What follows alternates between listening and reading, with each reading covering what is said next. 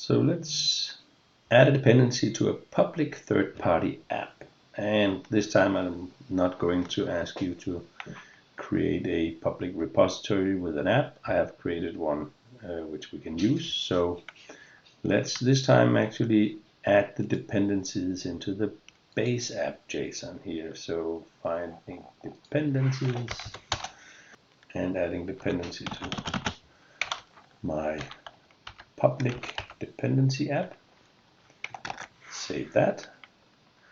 Now we also need to tell our ALGO repository where to get that app. So we'll add another app dependency probing path here. This time to a repository called Business Central Apps Public Dependency. And here we don't have to specify auth token secret. And if we don't specify release status, it will take the latest released build of that repository, and that's what we're going to go with. If we want to specify that value, release status is release. You can also specify pre-release and draft if you want to do that, or release status latest build if you need to just go for the latest build in that repository. In this case, we'll go with the latest released build because it's a dependency to a third-party app that we don't control, so we want to always have the released bits of that one. Save this and add this, let's say public dependency, save that,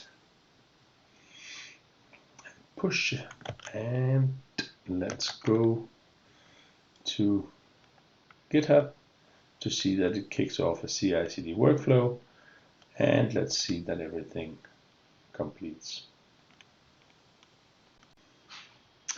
And as we can see, the public dependency CI/CD workflow completed, and the deploy step, build step.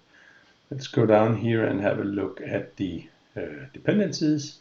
If we download the dependency artifact here and open that one, we will see that that contains both the common that comes from one repository and the public dependency that comes from a different repository.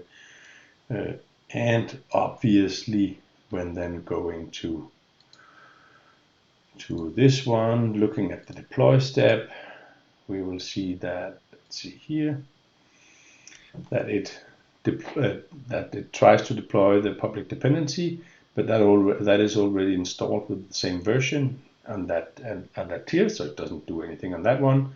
The common one is also already installed with the same version, so it just publishes a newly built app1 base and the newly built app1 to our repository here.